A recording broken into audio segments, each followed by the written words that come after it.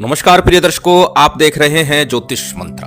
प्रिय दर्शकों, आज लूना चमारी की एक साधना देने जा रहा हूं। अनेकों बार इसके लिए आग्रह आ चुका है, प्रश्न आ चुका है कि लूना चमारी की साधना दी जाए। पूर्व में आसो मेहतरानी की साधना दी है, चुगान माता की साधना दी है। उसी के साथ आप लोगों ने आग्रह किया कि लूना चमारी की साधना दी जाए। प्रिय दर्शकों, ये साधना उग्र प्रवृत्ति की भी है और शांत रूप में घर में रहकर की जाने वाली भी है। दोनों ही प्रकार से यह साधना की जा सकती है, परंतु मूल रूप से देखा जाए तो यह साधना उग्र प्रवृत्ति की ही है और साथ ही यह साधना अतिशीघ्र सिद्ध होने वाली है। जैसे कि भानुमति साधना के लिए मैंने बताया था कि वो साधना सिद्ध होती है तो प्रत्येक प्रकार का कार्य, चाहे वो शुभ हो, अशुभ हो, अच्छा हो या बुरा हो, चाहे किसी के लिए वशीकरण करना है, किसी कार्य की सिद्धि करनी है अथवा उच्चाटन या मारण कर्म करना है, दोनों ही प्रकार के कार्य भानुमति साधना से संपन्न होते हैं। और इसी प्रकार देवी लूना चमारी की साधना से भी दोनों ही प्रकार के कार्य संपन्न किए जाते हैं। आज एक अत्यंत सरल विधान जो पूर्णतः सात्विक विधान के साथ है, वह आप लोगों को देने जा रहा हूं। थोड़ा समय अवश्य लग सकता है, परंतु इतना निश्चित है कि यह देवी सिद्ध होकर के आपके कार्यों की सिद्धि करती है। कार्य बताया किसी भी प्रकार के हों, अच्छे हों, बुरे हों, शुभ हो, अशुभ हो, किसी के हित का कार्य करना है या फिर किसी के अहित का।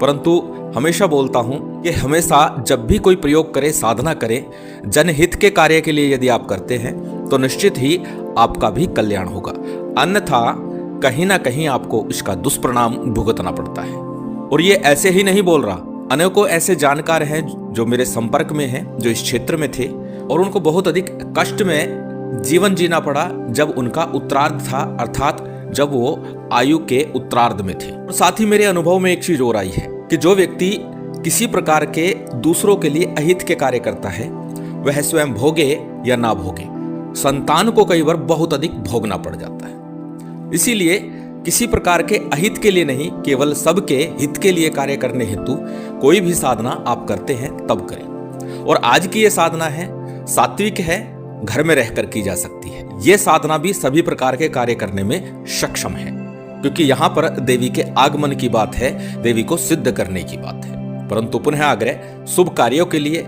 शुभ लक्ष्य के लिए और शुभ मनोरथों के लिए इस देवी को सिद्ध करें। तो चलिए अधिक विलंब न करते हुए जान लेते हैं किस प्रकार से इस देवी की साधना करनी है और किस प्रकार से इस देवी के मंत्र का जप करना है, कब करना है, कैसे करना है और क्या विधि है। संपूर्ण जानकारी आज के इस वीडियो में मैं आपको देने वाला हूं। प्रथम हमेशा की तरह सबसे पहले बात कर लेते हैं इस साधना के लिए किस प्रकार की तैयारी की आवश्यकता है या किस प्रकार की सामग्री की आवश्यकता है। इस साधना के लिए घर में एकांत स्थान, कोई ऐसा कमरा जिसमें साधना काल के दौरान अन्य प्रवेश ना करे। साधना रात्रि काल में होगी और रात्रि काल में उस साधना कक्ष में किसी को नहीं आना, क्योंकि आपके अलावा उस कक्ष में कोई भी नहीं होना चाहिए। रात्रि में शयन भी आपको उसी कक्ष में करना है, इसलिए घर में एकांत स्थान चयन कर लीजिए। सामग्री आपकी स्क्रीन पर है, इसे नोट कर लीजिए। ये सामग्री आपको लेनी है। एक सरसों के तेल का दीपक प्रज्वलित करना है। तिल तेल का, चमेली तेल का दीपक प्रयोग हो सकता है। सरसों के तेल का सामान्य रूप से आप प्रयोग कर सकते हैं, किसी प्रकार की दिक्कत परेशानी नहीं है। दीपक चौमुखा हो सर्वोत्तम है, अन्यथा एक बत्ती की लंबी बत्ती का दीपक भी प्रयोग कर सकते हैं, किसी प्रकार का संशय नहीं है। श्रेष्ठतम होगा चौमुखा दीपक प्रयोग करें। इसके साथ ही एक रुद्राक्ष की या काले हकीक की प्राण प्रतिष्ठित माला, प्राण प्रतिष्ठा विधि पूर्व में दी जा चुकी है। मात्र 10 से 15 मिनट का समय लगेगा। साबर मंत्रों के माध्यम से प्राण प्रतिष्ठा आप कर सकते हैं। और वैसे भी अनेकों बार बताता हूं कि जब भी कोई साधना करे, यंत्र और माला सामग्री सभी प्रकार की चेतन हो, जिससे कि साधना का फल शीघ्र अतिशीघ्र आपको प्राप्त हो सके। साथ में आपको 5 मिठाई रखनी है। 5 लड्डू रख सकते हैं या फिर 5 अलग अलग प्रकार की मिठाई हो, ज्यादा अच्छा रहेगा। 5 अगरबत्ती लेनी है और किसी ऐसे पात्र के ऊपर जिसे आप रख करके जब आएंगे इस भोग को तो वापस नहीं लेके आना। और इसके लिए सबसे अच्छा होगा एक पत्तल ले आए और उसके ऊपर यह सामग्री आपको रखनी है। सबसे पहले जब आप साधना करेंगे तो पूर्व में भी अनेकों बार बताता हूं कि पहले उस देवी देवता के निमित्त थोड़ा भोग रख दिया जाता है। तो 5 प्रकार की मिठाई, 5 फूल, 5 अगरबत्ती और थोड़ा सा इत्र किसी वृक्ष के नीचे या फिर किसी निर्जन सुनसान स्थान में या शमशान में, जहां आप सुविधा से कर सके, वृक्ष भी ऐसे स्थान पर हो जहां पर लोगों का आगमन बहुत ज्यादा ना हो। उस स्थान पर ले जाइए, अगरबत्ती लगाइए, मिठाई रख दीजिए, चारों तरफ पुष्प लगा दीजिए, थोड़ा सा इत्र छिड़क करके, जल चढ़ा करके और फिर घर आ जाइए। प्रार्थना यही कि जिस साधना को करने जा रहा हूं हे देवी, वह सिद्ध हो जाए और आप मेरे कार्यों की सिद्धि करें। इस प्रकार की प्रार्थना करके लौट आना है। और रात्रि के 10 बजे के बाद में, जिसे मैं अक्सर बताता हूं कि महानिशा काल, उस समय में यह साधना आपको आरंभ करनी है। साधना का सबसे श्रेष्ठ समय रहेगा कि रात्रि 11 बजे या 12 बजे यानी अर्धरात्रि के समय पहुंच करके ये साधना करें। 10 बजे बाद आप कर सकते हैं, लेकिन बिल्कुल शांत वातावरण में ये साधना आपको आरंभ करनी है। घर में एकांत स्थान पर उत्तर या पश्चिम मुख होकर के लाल रंग के आसन के ऊपर विराजमान हो जाइए और लाल रंग का ही वस्त्र आपको चौकी पर पट्टे पर सामने रखना है। और देवी लूना चमारी का एक चित्र इंटरनेट से आप निकाल सकते हैं, उसे फ्रेम करा सकते हैं, उसे आप रख लीजिए। और साथ में जो रुद्राक्ष की माला है या हकीक की माला, वह भी आपको अपनी रख लेनी है। थोड़ा सा सामान्य सा पूजन करना है। हमेशा बोलता हूं, जब भी कोई साधना करे तो पंचदेवों का, गणपति का, गुरु का, कुलदेव, पितृदेव, स्थान देव, इनका पूजन कीजिए। प्रार्थना कीजिए कि आपकी साधना में सहायक हो, विघ्नों का नाश हो और किसी भी प्रकार की दिक्कत परेशानी आपकी साधना में ना आए। इसके बाद में देवी लूना चमारी का सामान्य सा पंचोपचार रीति से पूजन कर लीजिए। जब आपका पूजन संपन्न हो जाए, क्षेत्रपाल का अर्थात भैरव जी का पूजन संपन्न कीजिए। भैरव जी का पूजन भी जब आपने संपन्न कर लिया, उसके बाद रक्षा मंत्र से अपने चारों तरफ रक्षा घेरा खींच लीजिए। जो भी रक्षा मंत्र आपने सिद्ध किया हुआ है, उसी से रक्षा घेरा किसी चाकू की सहायता से, सिंगरफ की सहायता से, या जिस प्रकार का भी रक्षा मंत्र सिद्ध किया है, जैसे कि पूर्व में मैं माँ काली का मंत्र बताया था कि 7 बार मंत्र पढ़ के अपनी छाती पर फूंक मारेंगे तो रक्षा हो जाएगी, उस मंत्र से भी कर सकते हैं। तो रक्षा मंत्र का विधान इस साधना में आपको निश्चित तौर पर अवश्य ही करना है। इस बात का विशेष ध्यान रखिएगा, क्योंकि जैसे कि बताया, यह साधना मूल रूप से उग्र प्रवृत्ति की है। घर में रहकर सात्विक विधान से मैं बता रहा हूं, और सात्विक विधान से भी यह साधना संपन्न होती है और कार्य को करती है। दर्शकों, पुनः एक बार बता दूं कि सभी कुछ लिखित रूप में दिया जाता है। बार बार बताने के बाद फिर प्रश्न आ रहे हैं, तो कृपया वीडियो को पूरा देखें, लिखित रूप में मिल जाएगा। यदि कोई चीज मैं बताने से भूल जाता हूं, रह जाती है, तो वो चीज लिखित रूप में आपको मिल जाती है। इसलिए कृपा कर वीडियो को पूरा देखें। चलिए आगे बढ़ते हैं। जब आपका शुद्धि आचमन संकल्प के पश्चात में सबका पूजन संपन्न हो जाए, उसके पश्चात सबसे पहले एक माला गणेश मंत्र की, एक माला गुरु मंत्र की। गणेश मंत्र के रूप में ओम गंग गणपते नमः, इस मंत्र का जप आसानी से आप कर सकते हैं। एक माला का जप करना है।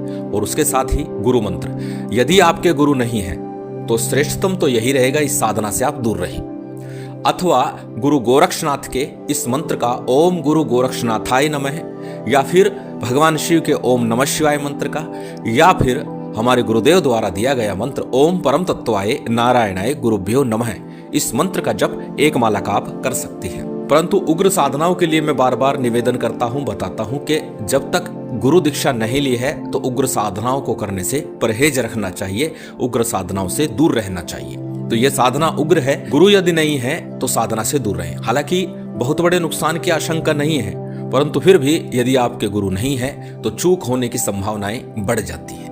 जब आपके गणेश मंत्र, गुरु मंत्र का जप पूर्ण हो जाए, 11 बार साबर सिद्धि मंत्र का जप कीजिए। साबर सिद्धि मंत्र के बारे में अनेकों बार बता चुका हूं कि जब भी साबर मंत्र की साधना होगी, साबर सिद्धि मंत्र का 11 बार जप अवश्य ही करना चाहिए, जिससे कि आपके साबर मंत्रों को सिद्ध करने में आसानी हो, सुविधा हो और शीघ्रता से सिद्ध हो जाए, किसी प्रकार के विघ्न ना आए। साबर सिद्धि मंत्र और गुरु मंत्र को मैंने डिस्क्रिप्शन में डाला हुआ है, वहां से आप देख सकते हैं, नोट कर सकते हैं। जब आपके गणेश मंत्र, गुरु मंत्र और साबर सिद्धि मंत्र का जब पूर्ण हो जाए, उसके बाद आज के इस मंत्र की मात्र एक माला का जप पर्याप्त है। अधिक करना चाहे आपकी इच्छा, एक माला पर्याप्त है। जप के उपरांत में देवी की कपूर इत्यादि के साथ में या एक अन्य दीपक प्रज्वलित कीजिए, उससे सामान्य सी एक आरती कर दीजिए।